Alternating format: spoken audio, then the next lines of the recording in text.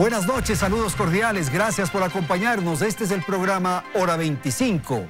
La salida de Jorge Yunda Machado como alcalde de Quito es uno de los episodios de mayor desasosiego que ha vivido el municipio de Quito. Por primera vez en su historia se produce la destitución del primer personero de la ciudad. Alrededor del caso Yunda hay muchos elementos que conducen a este desenlace. Vale mencionar que el alcalde gana las elecciones con una votación ínfima. Esto lo coloca en una condición, yo diría, muy deleznable. No tiene partido político. A esta hora la ciudadanía ni recuerda qué organización política lo auspició. Se han denunciado casos de corrupción. El manejo de la ciudad ha sido lamentable. Su hijo ha evidenciado una intromisión poco escrupulosa en la administración municipal. Se han sumado múltiples razones que han conducido a que el Consejo Metropolitano plantee la remoción del doctor Jorge Yunda. Las acciones se han cumplido. El Tribunal Contencioso Electoral se ha pronunciado. A esta hora, entonces, es preciso cumplir ciertas formalidades y el tema está terminado. Vamos a tratar entonces el caso Yunda y la situación de la ciudad, la situación del municipio de Quito. Para ello nos acompañan los siguientes invitados. Santiago Guarderas, vicealcalde de Quito. Nos acompaña también Augusto Barrera, exalcalde de la capital. Gracias también al doctor Rafael Ollarte, abogado constitucionalista, y gracias a Jessica Jaramillo, ponente del pedido de remoción a Jorge Yunda. Gracias a la audiencia, aquí empezamos. Belén, buenas noches. Hola Andrés, amigos en casa, muy buenas noches. Bienvenidos a un nuevo programa de Hora 25. Las cartas que el exalcalde de Quito, Jorge Yunda, se jugó hasta el final no le sirvieron para mantenerse en el cargo. Este es un hecho histórico, pues es la primera vez que un alcalde es cesado en sus funciones tras un proceso de remoción. Recordemos que la remoción es un mecanismo que le permite ejercer a la ciudadanía su participación en los asuntos públicos. Y fue justamente un grupo de ciudadanos el que activó esta herramienta y llevó a Yunda al paredón. Les hemos preparado un video en el que resumimos lo que ha sido este proceso. Les invito a verlo. Es un hecho inédito. Por primera vez, un alcalde del país es removido de su cargo. El pasado jueves, el Tribunal Contencioso Electoral dio la estocada final a Jorge Yunda, hoy exalcalde de Quito. Esto porque por unanimidad, los 5 jueces de esa instancia ratificaron la decisión que había tomado el Consejo Metropolitano la madrugada del 3 de junio. Pero ¿cómo llegó Yunda a este punto? Hagamos un recuento de los hechos. El 29 de marzo, el colectivo Quito Unido presentó el primer pedido de remoción en contra de Yunda, argumentando, entre otras cosas, peculado en la compra de pruebas PCR. Pero esta no fue la única solicitud. El 22 de abril, el colectivo Frente de Profesionales por la Dignidad de Quito presentó otro pedido. Ambas solicitudes fueron calificadas y tratadas en la comisión de mesa que elaboró un informe no vinculante, recomendando justamente la remoción del burgomaestre. El 2 de junio, el Consejo Metropolitano en pleno conoció los informes, recibió a los accionantes y al accionado. Y allí, aunque hubo la sorpresa de que el primer colectivo retiraba su pedido, la segunda solicitud sí prosperó y con 14 votos de un total de 21, se decidió remover al alcalde. Mi voto a favor de la remoción del alcalde Jorge Yunda Machado por haber incurrido en las causales de remoción y al haber evidenciado ser una persona que no está capacitada para asumir y ejercer tan altas funciones. No me gusta que nadie me coma cuento.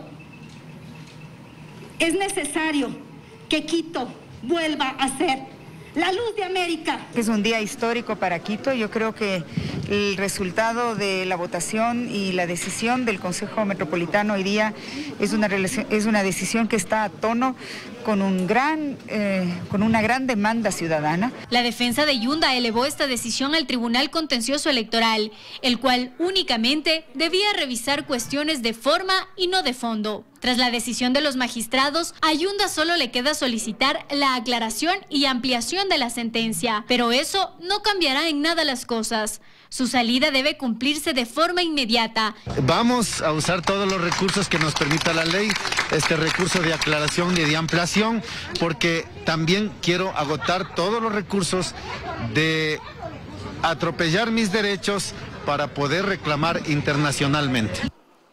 Y la ciudad, por otro lado, debe recuperar su rumbo, un rumbo perdido durante 2 años. Bien, estamos listos entonces para iniciar la conversación de esta noche. Voy a dar la palabra al doctor Ollarte. Doctor Ollarte, después de lo que ha ocurrido esta semana, después de haber visto este reportaje, ¿en qué estado estamos desde la perspectiva jurídica? Buenas noches. Buenas noches, don Andrés. Un placer estar con doña Jessica, don Augusto y con don Santiago, con todos los amigos de Hora 25. A ver, según la ley que no he redactado yo, ejecutoriada la resolución que declara con lugar la remoción, se debe proceder al reemplazo. ¿Cuál es la resolución ejecutoriada que declara con lugar la remoción? La del Consejo Metropolitano de Quito, no la del Tribunal Contencioso Electoral. Eso hay que distinguirlo. No es el Tribunal Contencioso Electoral el que ha removido al exalcalde Yunda, es el Consejo Metropolitano. Y no es entonces el Tribunal Contencioso Electoral el que dice si ha lugar o no ha lugar la remoción. Lo único que hace el contencioso es absolver una consulta que se limita exclusivamente al tema procedimental, al tema formal, es decir, si se cumplió el trámite debido para proceder a esa remoción. Tenemos entonces una sentencia de cumplimiento inmediato, sin perjuicio de lo que el exalcalde Yunda ha llamado recursos de aclaración y ampliación, son pedidos según la ley electoral y el reglamento de trámites, pero esa sentencia se tiene que cumplir. ¿No hay ninguna instancia superior a esto del Tribunal Contencioso Electoral? Toda decisión del Tribunal Contencioso Electoral es susceptible de acción extraordinaria de protección, pero la acción extraordinaria de protección para ante la Corte Constitucional no suspende la decisión impugnada y tampoco existen medidas cautelares. Ausencia de medidas cautelares que ha sido confirmada por la actual Corte Constitucional cuando se solicita la suspensión de la decisión que se impugna a través de esa acción constitucional. Y también tenemos de por medio la famosa acción de protección, pero esa acción de protección erróneamente planteada solo se refiere al informe de la Comisión de Mesa. Antiguamente las facultades de Derecho lo primero que nos enseñaban, y recordará don Santiago Guarderas, lo primero que nos enseñaban es que los abogados debemos saber pedir. Usted incluso podría tener muy buenas razones, sí, claro, ciertamente. Claro. Hay que saber pedir bien. Exactamente, pero si pide mal no se puede hacer mayor cosa. Es decir, a ver, si usted está impugnando un informe no vinculante, que incluso el Tribunal Contencioso Electoral ha indicado que el Consejo legítimamente se aparta de ese informe, no sé quién... No hay posibilidad humana de que pueda retornar el doctor Yunda al despacho del municipio. Posibilidades humanas. A ver, legítimas yo no las veo. Ya. Cosas raras usted ve en Ecuador. Ya. ¿Qué vamos a hacer? Hay uno que va a proponer medidas cautelares en Babahoyo, cosas así. Pero mejor no hablemos de eso ni demos malas ideas. Vamos por el camino de la juridicidad. Lo que corresponde. Jessica, ¿su opinión de lo que acabamos de escuchar? Bueno, realmente decir que el proceso de remoción es un proceso que pertenece a las herramientas de democracia participativa, que es accionado por los ciudadanos, y así lo hicimos como Frente de Profesionales. De hecho, incluso cuidamos tanto la forma en la que se presentó la solicitud de remoción como la actuación que hemos tenido dentro del proceso del periodo de prueba. Y obviamente la normativa lo que establece es causal y consecuencia. La causal es el incumplimiento y la consecuencia es la remoción.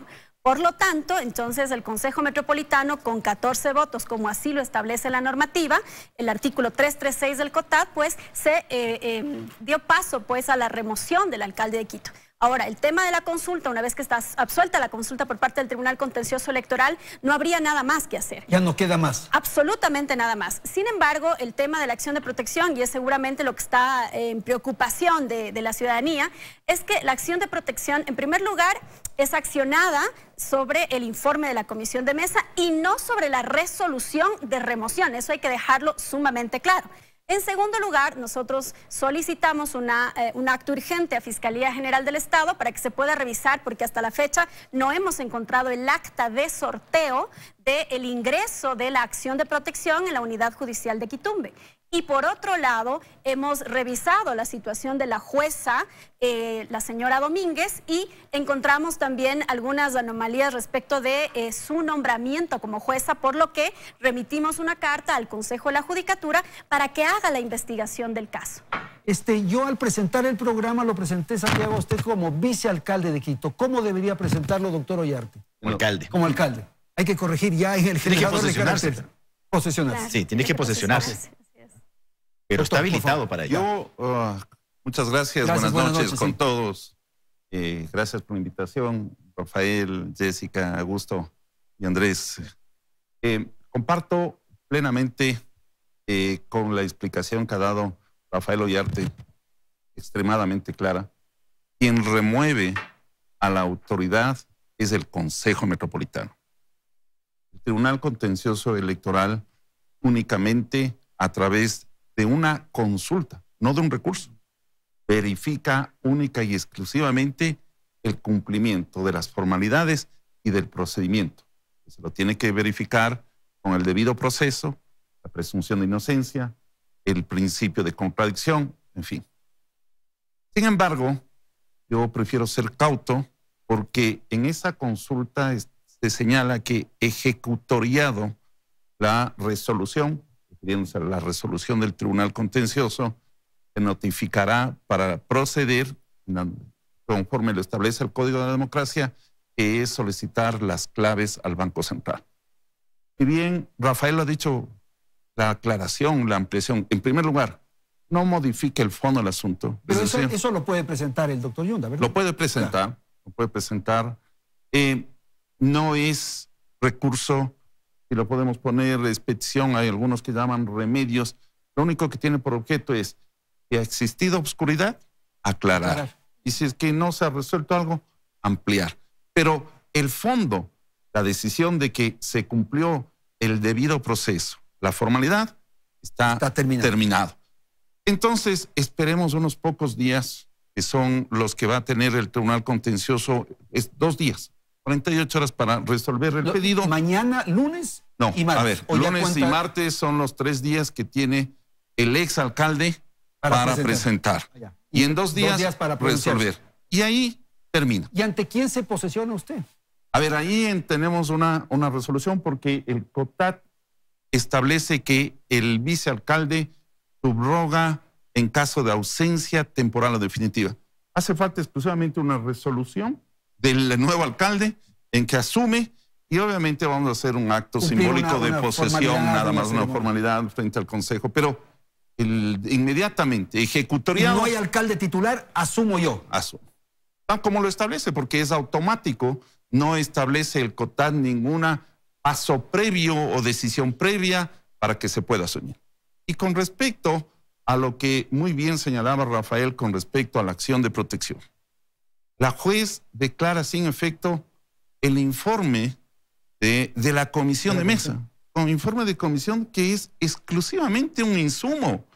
Y la propia juez en la acción de protección dice que no puede pronunciarse sobre la resolución del Consejo Metropolitano. Resolución que además ha sido confirmada, que ha sido observada el debido proceso. Por tanto, no existe fórmula, no hay necesidad. Y por eso hay que dejarle que el exalcalde diga en su libertad de expresión lo que él considere, pero lo que nosotros vamos a hacer es aplicar la ley como corresponde. Doctor Barrera, desde la perspectiva política, ¿cuál es la lectura que usted tiene de lo que ha ocurrido en el transcurso de estos días? Me resulta muy fácil la destitución del alcalde. Gracias, Andrés. Gracias, buenas noches. Un gusto compartir con ustedes y con quienes nos siguen, nos escuchan. Ciertamente mi análisis no va a ser jurídico, para eso estamos llenos de abogados en este panel. Pero bueno, Sartori habla de este conflicto, digamos, entre la legitimidad y la legalidad, ¿no? Entonces hay un terreno de legalidad que ustedes lo van a plantear, pero lo que ha ocurrido en este momento en Quito es la primera vez efectivamente en la historia de la ciudad. No estoy muy seguro que tenga ganadores. No estoy seguro que tenga ganadores, no creo que hay que festejar nada, porque me parece que efectivamente, digamos, es un grave golpe a la historia de la ciudad. Esta es la realidad, ¿cierto? Porque aquí el concurso no es de quién es mejor, sino de quién es peor, ¿no? Y eso no es bueno para la ciudad. Entonces, no estoy tan seguro, digamos, de que esa debe ser la actitud. Tengo la convicción, además, que lo que ha funcionado aquí es básicamente una iniciativa desde la sociedad. De la ciudadanía. De la ciudadanía. Es decir, los propios mecanismos institucionales de corrección o realineamiento no han sido los que han funcionado. Yo creo que esa es una muy grave y grande alerta respecto de que no es un proceso, digamos, de autoevaluación y autocrítica del Consejo y su alcalde. Ha tenido que ser, digamos, un factor externo desde la ciudadanía la que plantea este elemento. Siento además, digamos, viniendo acá como ¿Pero eso todos, lo ve bien o mal? Digamos como un hecho. Como un hecho, digamos como un hecho, que no deja de haber una contradicción de una ciudad que está en crisis, con la gente golpeada por la cantidad de muertos, con la cantidad de enfermos, golpeada por el desempleo, la crisis económica, por el abandono absoluto. Y el locus, digamos, el nudo de la discusión de la institución está en lo que estamos discutiendo ahora, ¿no? ¿Cómo es la ley? ¿Va a ser por la fuerza pública? ¿Cómo va a ser la apelación? Bueno, pero también eso puede ser una demostración de que la institucionalidad funciona, que la posibilidad del derecho del proceso es adecuado y de la defensa. Pero lo que quiero decir es que hay que hacer un esfuerzo urgente, ¿no es cierto?, de recomposición de la legitimidad. Bueno. Y de la eficacia que debe tener la institución para que efectivamente la gente cree, porque eso es lo que está en juego. Entonces, este es un poco lo que, digamos, desde una perspectiva más de largo plazo, mi opinión es que es una administración muy mala. Digamos, yo francamente no puedo creer, me niego a creer que, y debo ser preciso en esto, no solo esta administración, 2 años, sino la anterior, hemos hecho 8 inauguraciones del metro y resulta que ahora se plantean quién va a operar. Y resulta que desde la administración anterior estábamos en el 87, 88 y ahora no. ¿No cabe la figura de un golpe de Estado, una cosa así que haya habido? Digamos, me preocupa en ese sentido, pero efectivamente, digamos, yo soy absolutamente respetuoso de lo que diga el derecho. Es así, pero creo que hay un problema, digamos, de legitimidad. No creo que, tal como muchos han dicho, mañana esto se va a resolver. El desafío que tiene el Consejo, y si la resolución finalmente es que Santiago va a asumir esta responsabilidad, es un gran desafío. Es un gran desafío, comenzando por el hecho de que Santiago hizo parte de la misma papeleta que el alcalde que acaba de ser destituido, ¿cierto? Entonces, mi llamado al Consejo es que vamos a enfrentar una situación de crisis de gestión y de legitimidad. Entonces requerimos grandes esfuerzos para enfrentar efectivamente ese tipo de... Rápidamente, 30 segundos, enseguida te doy. 30 segundos, lo que acaba de decir el doctor Barrera. Yo no estoy de acuerdo quizá con lo que se ha señalado, que no ha ganado nadie. Yo creo que aquí hay un triunfo ciudadano, hay un triunfo de la ciudadanía. ¿Por qué razón? Porque se le ha puesto un alto a una administración repleta de escándalos de corrupción, con una muy mala administración y que además de oídos absolutamente sordos, porque ni siquiera el Consejo Metropolitano le ha dejado fiscalizar, porque cuando el Consejo Metropolitano le dice presente el tema del plan de repavimentación, nunca lo ponen en la agenda. Entonces me parece que aquí ha triunfado la ciudadanía, pero las cosas no se van a solucionar de la noche a la mañana y en eso estamos claros. Yo quisiera hacer 2 precisiones con respecto a lo que se acaba de mencionar. Primero, en varias ocasiones tú has señalado que es destitución. No es destitución, es remoción. La destitución es una figura distinta a la remoción y a la revocatoria. Son distintos. Entonces, tengamos claro que el proceso que se dio es la remoción. Segundo, tampoco se trata de un golpe de Estado. Esto hay que tener muy claro. Es una figura que no está instaurada ahora, lo viene en la ley de régimen municipal. En el COTAT se hizo un cambio para darle efectividad y en ese sentido fue la propia Revolución Ciudadana, en ese entonces presidida la comisión respectiva por Vigilio Hernández, que hizo esta situación para dar viabilidad justamente. Y aquí tal vez lo importante que decía Jessica, empezó por la ciudadanía, porque podíamos hacerlo nosotros también. Esa es otra situación, es decir, los concejales. Pero son figuras legales.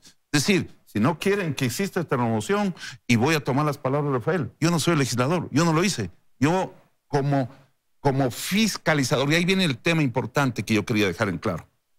El propio COTAD establece como una competencia y un deber del Consejo la fiscalización de las actividades de los actos del Ejecutivo. Y lo que estamos haciendo es cumpliendo con un deber. Podríamos ser culpables de omisión. Ok, Rafael, 30 segundos rápidamente. A ver, cierto es que el exalcalde Yunda fue elegido con una votación muy baja, pero claro, esa es la cuestión de los sistemas de vuelta única. Nosotros hemos también tenido presidentes con votación muy baja. Por ejemplo, Camilo Ponce Enríquez, 29%, frente a Raúl Clemente Huerta, 28,5%, y a Carlos Guevara Moreno, 25%.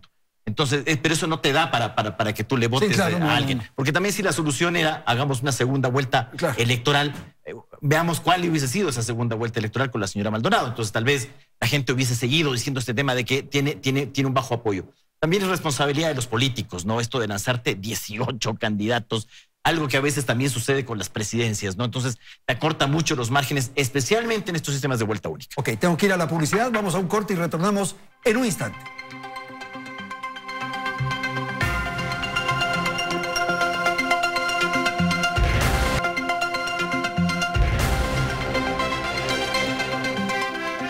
Gracias por seguir en nuestra sintonía.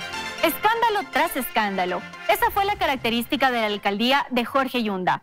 Una serie de hechos de corrupción marcaron su periodo. Aunque siempre tuvo mucha habilidad para esquivar las balas, su imagen cada vez se veía más afectada. Dijo ser un alcalde del pueblo para el pueblo y aseguró que todos los que actuaban en su contra lo hacían por racismo, clasismo y otras cosas más. Sin embargo, los hechos hablan por sí solos. Damos un resumen de algunos de los bochornosos e ilegales actos en los que su nombre resonó.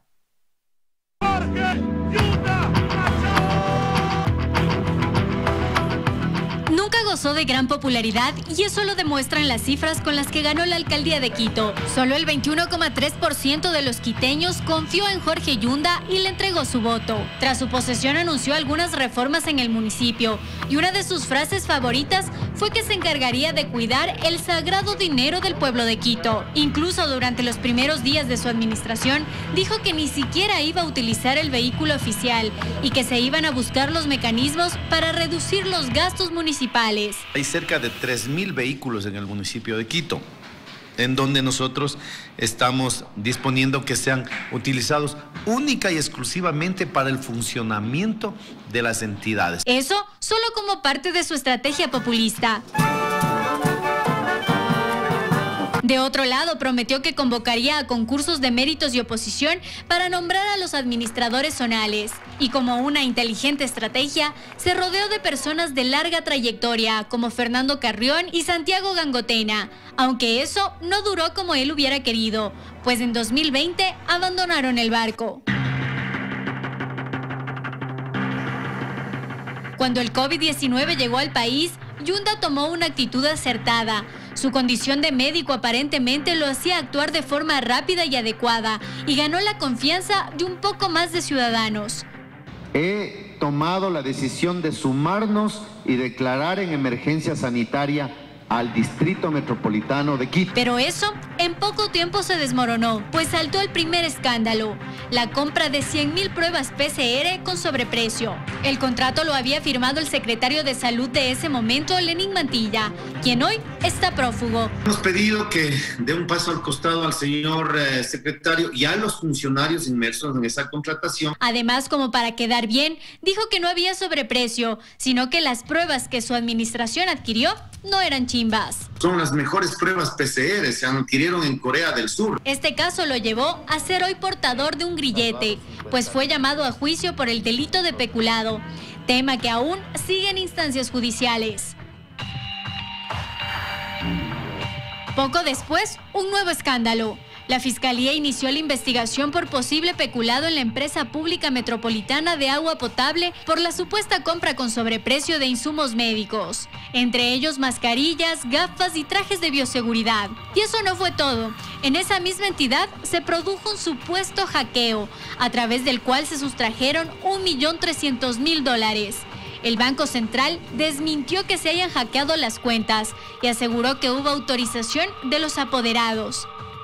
Han abusado de su cargo para hacer alguna actividad delictiva, tendrán que responder con el máximo peso de la ley. El Central logró detener el pago de $671.716. La Fiscalía inició investigaciones por presunta apropiación de dinero a través de medios electrónicos, pero hasta ahora no hay responsables. A esto sumemos la presunta triangulación de contratos que habrían terminado beneficiando a la empresa Geinco, cuyo dueño es gran amigo de Yunda. Somos conocidos como con un poco de empresarios y de funcionarios públicos y privados.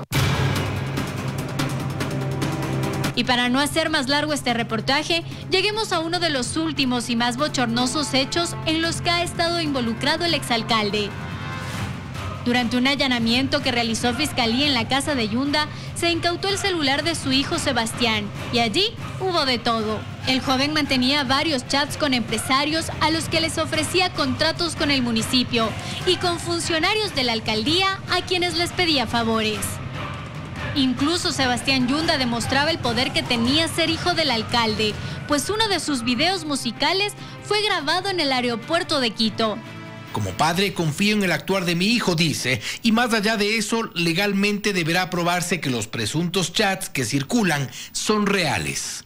El alcalde dice, he tomado decisiones firmes con aquellos funcionarios que desobedecieron mi instrucción de que ningún familiar mío pueda hablar a mi nombre ni contestar sus llamadas o mensajes. Todos estos hechos han marcado una administración plagada de irregularidades que deben llegar hasta la última instancia judicial, pues la salida de Yunda de la alcaldía no significa que éstas entren en la lista del olvido y la impunidad. Seguimos entonces en la segunda parte del programa. Voy a dar la palabra al doctor Barrera. Dos elementos. La votación tan escasa con la que llega a ser alcalde Yunda, tal como refirió el doctor Ollarte en el segmento anterior, y esto que se vuelve muy difícil defender la administración de Yunda. Por favor. Sí, yo comienzo por lo segundo y quiero en esto ser absolutamente claro en términos de mi posición. Es una administración indefendible. Sí, claro, es indefendible. Es decir, yo lo que creo es que esta administración profundizó la debacle institucional en la que la ciudad está desde hace algunos años. Y hay muchos ejemplos, ¿no es cierto? Es decir, la administración anterior perdió 35 camiones de basura y esta ahora está en los líos y no ha podido resolver. Hay un caos que ojalá puedan enfrentar en relación al tema de ingresos. No es posible que el municipio se haya convertido en una oficina de tercera que gestiona los intereses inmobiliarios. Porque ahora todo el mundo dice, bueno, ¿de dónde saldrán las urbanizaciones? ¿No? ¿De dónde saldrán estos edificios? Ahí existe absoluta continuidad y profundización con esos temas. Entonces, claro, sin ambajes, es una administración indefendible. Ha debilitado profundamente la estructura institucional. Empresas que han tenido una referencia histórica en el mundo, la EMAP, la EMACEO que nosotros dejamos, ¿cierto? En donde había código de barras para el último de los repuestos de los vehículos, donde pusimos GPS y donde incorporamos el sistema de contenerización. ¿Cómo es posible que no tengamos guardias en los parques? ¿Cómo es posible que tengamos una obra de la magnitud del metro y la propia administración se pelee consigo misma y tenga dos modelos de gestión debatiéndose como una especie de juego esquizofrénico? ¿Cuánto será el lucro cesante de una obra tan importante? Es inconcebible, es inconcebible, Andrés. Y eso no es un problema de la oposición o de terceros. El debate respecto del modelo de operación es un debate ausente. Pues que fíjate, ¿cómo es posible que la administración anterior hizo 5 actos de preinauguración y no se le ocurrió que a lo mejor algún día terminamos, pues? Y ahora, 7 años después, se les ocurre que necesitamos un software para hacer la recepción de la obra. Yo como quiteño y como exalcalde estoy indignado, clarísimo. O sea, quiero esto dejar absolutamente claro. Eso me duele y esa es la subjetividad de la ciudad. Por eso me refiero, yo valoro muchísimo, digamos, que la norma de participación haya permitido efectivamente eso. En ese sentido, sí. Pero ganemos como ciudad, pues. Claro. Por favor, lo que necesitamos es una ciudad que avance con equidad, ambientalmente responsable, que atienda la pandemia. Eso es lo que queremos para la ciudad. Santiago, por favor. Sí, comparto plenamente. Y a eso se suma la inestabilidad institucional. ¿Cómo podemos avanzar como municipio si tenemos, en el caso del metro, 4 o 5 gerentes? En el caso del EMAPS, 6 gerentes. En la Secretaría de Educación, 5 secretarios. Es imposible. Pero además, en su momento, cuando el primer gerente en esta administración, Edison Llanes, planteó al Consejo Metropolitano una alianza estratégica, se le advirtió que esa alianza era inconstitucional. Se trabajó o se perdió 2 años en ese modelo, hasta cuando pudimos enderezarlo a través de los multilaterales, que hizo un estudio y nos determinó la posibilidad de que a través de un experto, que fue el doctor Juan Pablo Aguilar, determine ya en forma clara. Esa alianza era inconstitucional, encubría una concesión que debía pasar por el Consejo Metropolitano, que debía hacerlo, es decir, y llegamos a este punto de los dos modelos. Habiéndose definido ya este modelo de administración directa, luego vino la veeduría y dijo, todo lo que existe aquí no está muy claro, los informes económicos no son reales, e inclusive el gerente, en la anterior semana que tuvo el Consejo Metropolitano, lo que decía Augusto, no sé si en esta o fuera de cámara, nos reveló que el 99% es solamente de la obra física, pero el sistema informático de todo el metro está en la mitad y el equipamiento aún en una cantidad inferior. El sistema integrado de recaudo no existe. Es decir, nos queda la duda, pero aquí vamos a tener ya la posibilidad de incidir, porque tenemos que operar al metro, no solamente por la pérdida económica que esto significa, sino a tener el problema de movilidad, que es un problema humano. Sí, para eso se construyó. Doctor Ollarte, no sé si quiera comentar esto. Sí, a ver, primero, no, cierto es que es la primera vez que un alcalde de Quito es removido. No seamos tan centralistas, no es una cuestión novedosa. Prefectos y alcaldes han salido y han generado esas salidas en también. otras partes del país. Sí, ¿no? Sí, recuerde a inicios de siglo, del presente siglo, el tema del alcalde de Chone, me acuerdo. Pero fue una cuestión que duró meses completos, era dramático. Además, en Muisde, creo, ¿no? En Muisde se estuvieron sin alcalde exactamente, el tema del alcalde de Muisde. Todo eso llegaba al Tribunal Constitucional y se llenaba esos recursos de queja en el Tribunal Constitucional por las remociones de alcaldes y de prefectos. Sí hay que hacer frente a una cosa. Lo que vimos en el reportaje no fue en materia de la remoción. No, eso va por cuerdas separadas. Sí, efectivamente. Claro. El tema de la remoción ha sido exclusivamente por el tema de participación ciudadana. Pero también hay otra cosa que ver. Nuestra legislación, y no estoy diciendo que don Jorge Yunda ha cometido actos irregulares. No, yo no voy a decir eso, no me atrevo a decirlo tampoco.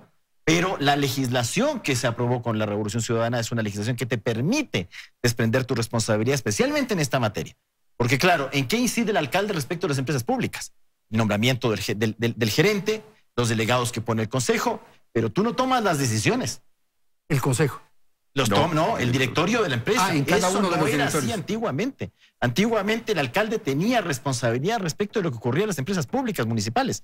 Eso ya no pasa y eso hay que decirlo claramente. Entonces, cualquier cosa que nosotros digamos de la EMAPS, de la EMACEO, de esto y el otro, ya no es responsabilidad del alcalde. Esa es la legislación. Yo no he hecho la ley de empresas públicas tampoco. A ver, legislación apresurada, de la forma como la debatimos en bloque, con faltas de ortografía, ausencia de sinderesis, unas cuestiones que son hasta inentendibles. Entonces, esas son cosas que hay que corregir. Y el tema del metro, yo creo que desde que se lo hizo, yo soy un partidario ferviente del metro, por si acaso. Porque además le mejora la calidad de vida a la gente. Claro. El día en que tengamos funcionando ese metro, la gente se va a dar cuenta que es no perder hora y media en el transporte público. Que es lo que es llegar rápido al trabajo, llegar rápido a la casa, estar con la familia. Pero el metro es una cosa muy complicada, porque es la tradicional obra pública, no es como la LOA Santo Domingo, por si acaso. Es la tradicional obra pública que no se concluye nunca. Es una obra pública que siempre tiene que permanecer, ir a otros sectores, extenderse. Es decir, es una obra pública que no la puede dejar ahí, o si no le va a pasar como el metro de Buenos Aires. Pues entonces tiene que seguir. El tema metro, de aquí en adelante, ya no es una cosa de si quiero o no quiero metro. Esa discusión se acabó ya hace harto rato. Los futuros alcaldes, y comenzamos con don Santiago, la responsabilidad de, bueno, esta cosa no puede quedar en la Ofelia, pues. Esta cosa no puede quedar acá en Quitumbe. ¿Cómo vamos a conectar los valles con el sistema metro? Es una cosa bien complicada. Pero si no tenemos el software para poner el boletito o lo que sea, bueno, lo otro será una quimera nomás, pues. Ok, Jessica, por favor. Bueno, varios son los elementos que creo que hay que poner en el tapete, ¿no? Más allá de la obra física que significa el metro de Quito y la solución que puede significar, sobre todo para gente que está en los extremos de la ciudad y que no solamente se demora hora y media, a veces son 2 o 3 horas en el transporte público realmente. Y que claro, eso es una absoluta falta de dignidad para estos sistemas que en grandes capitales del mundo ya podrían estar resueltos como la nuestra. Pero creo que hay que establecer algunos conceptos que son más importantes todavía y mucho más amplios, como por ejemplo la democratización del transporte público, porque no solamente habría que hablar del metro de Quito, Creo que hay que hablar en general de qué es lo que vamos a hacer con el transporte en la ciudad, porque aquí hay una suerte de presión política que se hace permanentemente desde el sector de la transportación, y yo fui parte también de la veeduría ciudadana sobre las compensaciones que pagó Rodas a los transportistas en su administración, y eso terminó obviamente en Contraloría. Sin embargo, hay que hablar de otros temas que no solamente van a tocar el Metro de Quito, sino también, por ejemplo, hay que hablar de empleo.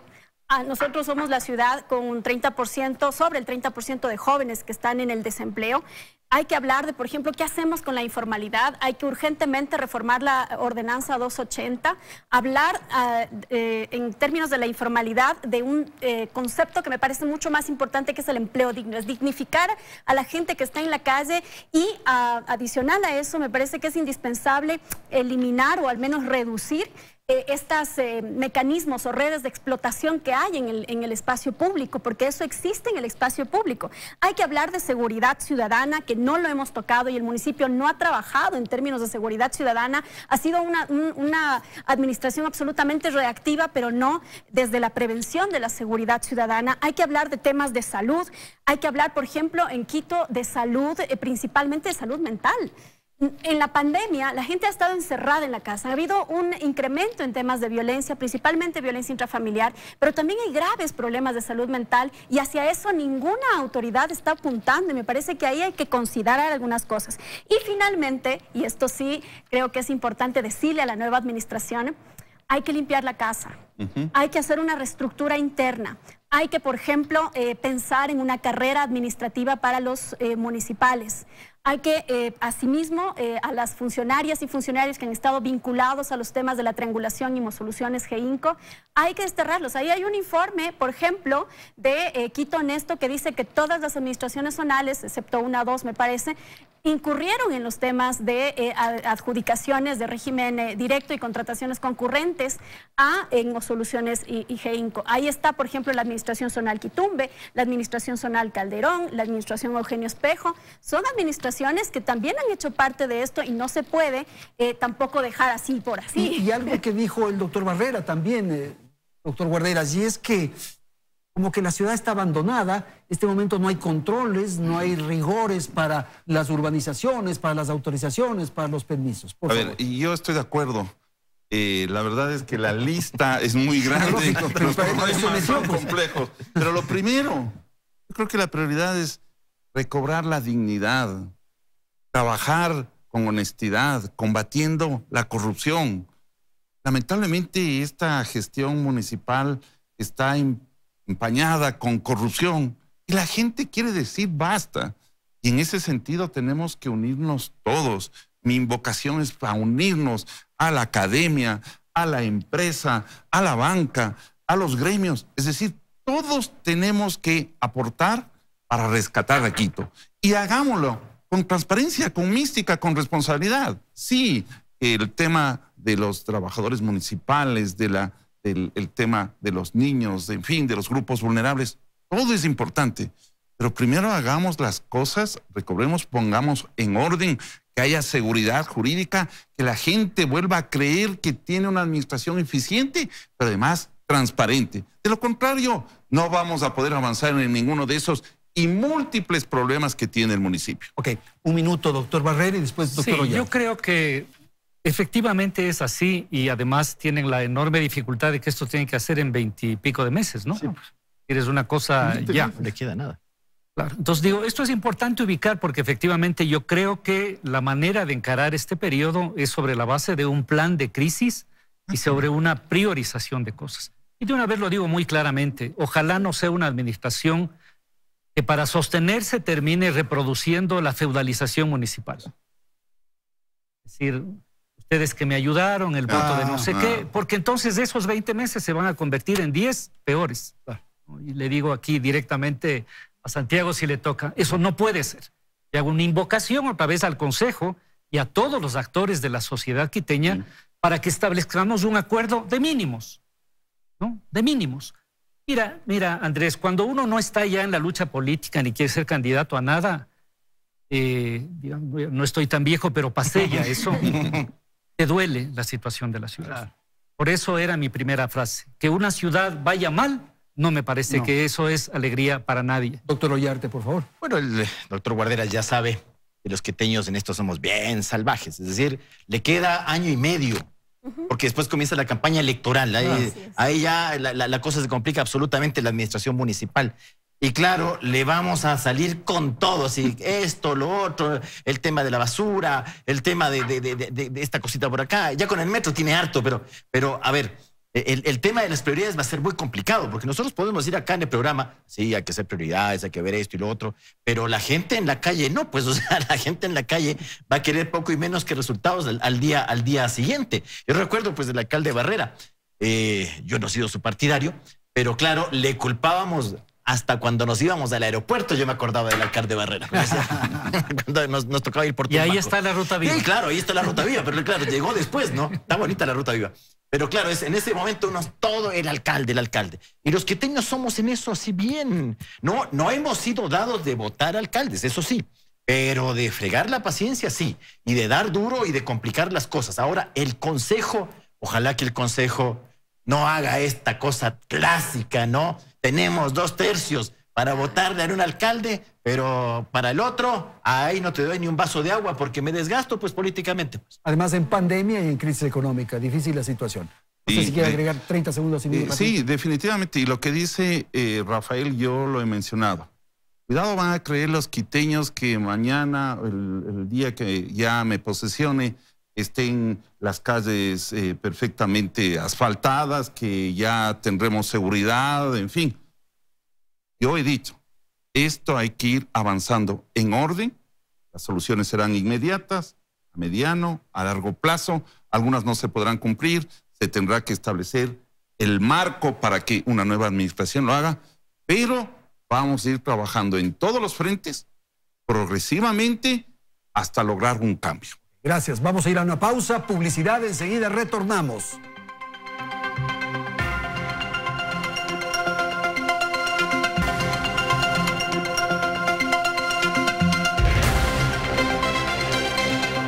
Bien, vamos a la parte final del programa. Le doy la palabra a Jessica Jaramillo, justamente para ver esta ciudad del futuro, los desafíos, los compromisos que tiene la nueva administración, los pocos meses que le queda, tal como recordó Augusto Barrera. ¿Cuáles serían las prioridades para empezar ya inmediatamente? Bueno, realmente creo que Quito hay que sumar todos los esfuerzos de todos los sectores, de todos los lados, porque realmente Quito necesita que todos sumemos los esfuerzos que necesitamos hacerlo para sacarle a esta ciudad adelante.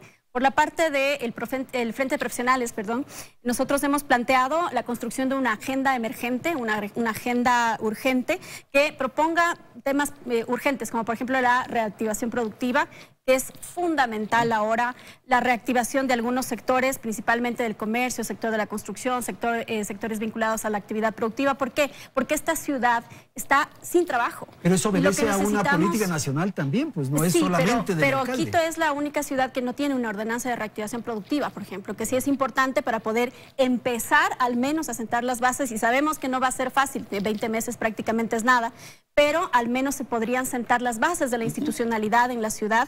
Y a partir de esta agenda nosotros sí hacemos este llamado a los diferentes sectores, gremios, para poder sentarnos en mesas temáticas y en mesas técnicas para poder construir esta agenda emergente, que lo vamos a hacer desde el Frente de Profesionales.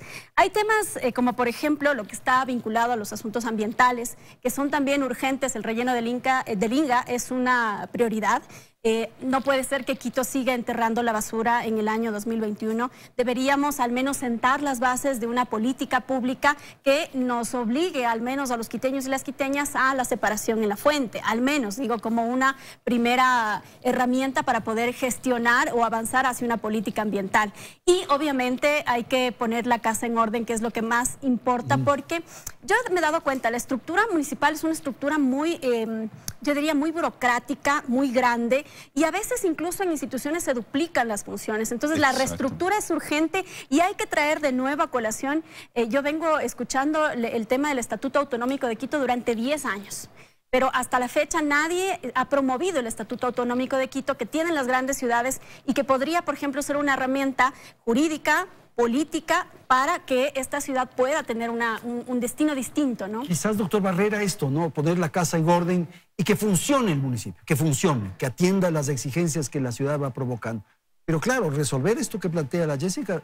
Pero es que me parece que hay que establecer unas prioridades claras, ¿no? Yo creo que sí hay un elemento clave que es la recuperación de la institucionalidad. Claro. Y ahí hay 4 o 5 cosas claves. Hay que limpiar egresos, capacidad de ejecución, recuperar capacidad de control y regulación, es decir, el ABC de la institución. Pero creo que desde la perspectiva de la gente necesitamos un programa, y lo digo de la manera más propositiva, un programa de protección social. El municipio tiene una extraordinaria presencia en los territorios. Tenemos niños, adultos mayores, centros de desarrollo comunitario, el drama de los migrantes. Necesitamos articular eso porque es una población tremendamente golpeada. A veces uno tiene la perspectiva de quien es profesional, tiene empleo fijo y ha podido enfrentar la pandemia. Esta no es la realidad de la mayoría. Bueno, pero que funcione el municipio, que funcione el municipio, que funcione las entidades municipales funcionen. En tercer lugar, estoy totalmente de acuerdo en el tema de reactivación productiva, coincido plenamente. Creo que más que, digamos, una ordenanza y una serie de incentivos tributarios, hay la posibilidad de articular ferias, hay un Conquito que puede establecer líneas de crédito, hay cómo dinamizar un programa de obra pública. Yo creo que en este momento, digamos, si está en tus manos, entre la absoluta incapacidad de las administraciones y la situación del EMOP, tú puedes activar un programa emergente de obra pública. Porque se requieren recursos, ahí sí pero es que, Andrés, lo grave de este municipio no es que no tiene plata. Sí, no. Es que no ejecuta. Es que lo que no ha ejecutado es altísimo, sí. Es decir, un nivel de ejecución, vi los informes, de cerca del 30 y pico % en el semestre. Esto ya teníamos desde la vez anterior. Desde la administración anterior tenemos niveles de ejecución en orden al 50, 52, 30, 35%. Esto es inadmisible. Entonces, la obra pública es un elemento que dinamiza la economía. Esto hay que hacer. No hay que descuidar el tema de la pandemia. Por favor. Es decir, ahora vivimos un gap, digamos, un periodo muy complejo. Porque todos tenemos probablemente ya la primera dosis, va a haber el retorno laboral, el tema presencial. Ojo, es en este contexto, con un nivel todavía bajo de vacunación, que hemos tenido terceras o cuartas oleadas en el resto del mundo. Ojo a eso, cuidado, vayamos a debilitar. Hay que enfrentar el sistema integrado de transporte público. Y ahí hay una agenda urgente, que no es, digamos, vi que cuando llegó el exalcalde Yunda, o alcalde, no sé cómo decirle, se planteó primero, bueno, vamos a la línea 2. Por favor, ponga a funcionar la primera, no sea malito, pues. Doctor Sistema de recaudo, permítame, de sistema de recaudo, el eje que quedó con estudios establecidos desde El Labrador hasta Carapungo. No puede ser, con todo respeto, que los señores de los buses te impongan las rutas. Las rutas tienen que alimentar el metro y los corredores. Entonces necesita un principio de autoridad para hacer Totalmente eso. de acuerdo. Doctor Ollarte. Yo voy a seguir la ruta de don Augusto. No, el que mucho abarca poco aprieta. Yo creo que hay que priorizar. Claro, pero ahí tenemos dos cosas. O el alcalde Guardera tapa huecos, me refiero en el sentido de salir del urgente, de esta cosa que está ahí, y la ciudad con eso no avanza, o tomamos temas mayores. Por ejemplo, mencionó el tema de distrito metropolitano. Quito es distrito metropolitano en el nombre. No somos realmente un distrito metropolitano. Los distritos metropolitanos, cuando lo sean, es decir, cuando nos llamen a aquella consulta popular, ya aprobemos el estatuto autonómico, podremos como Quito ejercer las facultades de municipio, de provincia y de región simultáneamente. Y excluimos a los demás gobiernos locales de la administración metropolitana quiteña. Por eso digo, es una cosa importante. Pero no nos hemos puesto de acuerdo en eso. Y don Augusto recordará pues también que de haber tenido algunos problemas con el tema del estatuto, ¿no? ¿Ya? Y que al final dejemos pasar eso porque es cosa menor. Sigamos con los huequitos, sigamos con esta cosa tan urgente y olvidémonos de aquello. Quito es una ciudad importante y su alcaldía es muy importante, tanto que cuando en Quito se hacen las cosas bien, se copian. Y cuando las hace mal, también le copian. Ese es un problema. Vea, por ejemplo, una de las cosas, a mi juicio, muy buenas que hizo el exalcalde Yunda fue el tema pandemia. ¿Por qué? Porque le forzó al régimen nacional al tema del estado de excepción. Pues estaba quedando. ¿Quién es el que toma la batuta en eso? Yunda, y hay que reconocerlo. Pues tampoco podemos ser pues los quiteños decir todo lo hizo mal y es una desgracia. El tema de las PCRs y todo eso, entrar a juzgar eso en ese momento, Yo le decía a algún amigo, yo me compré antes de la pandemia, por novelero, me compré no novelero, pero duda, yo no sabía cuánto costaban. Llegué a una farmacia, ¿cuánto costaban estas cosas de mascarillas? Y me dijeron $3. Yo dije, deme 10. No, $3 la caja. ¿Cuánto costaba después? 10 veces más. Entonces comenzar a hacer ese tipo de cosas. Decir, es que ahí hay sobreprecio. Pero perdón, pues ¿con qué precios me está jugando? Pues claro. Si a las 2 semanas ya estábamos, pero totalmente desbocados en esa materia. Por ejemplo, eso a mi juicio se hizo bien. Y eso sirvió de ejemplo para los demás. Eso es Quito. Y eso tiene que volver a ser Quito. No esa ciudad política, solo tumba presidentes o cosas por el estilo, que a veces lo hemos hecho bien. Okay. Pero en lo otro, es ejemplo de administración. Doctor Guarderas, con usted terminamos una exposición final. Yo estoy completamente de acuerdo. Ya lo han señalado aquí los contertulios, cuáles son los elementos fundamentales. Yo creo que hay algo que es fundamental. La tramitología. Eso, el que funcione. Tenemos que cambiar, depurar los procedimientos. Seguro. Y lo tenemos que hacer ya en línea. No puede ser posible que todavía tenga que la gente ir a las ventanillas, a hacer largas filas. Si depuramos tramitología, si lo hacemos en línea, ya hemos avanzado. Y en ese sentido, creo que es fundamental reactivar productivamente la parte social. Yo en eso estoy de acuerdo. Yo creo que sectores como la construcción, el turismo, han sido golpeados, la cultura, los artistas. Es decir, vamos a trabajar.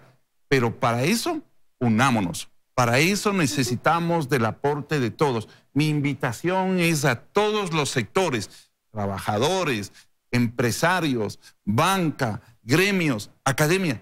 Todos están invitados al gran rescate de Quito. Señores, muchísimas gracias. Gracias también, Jessica.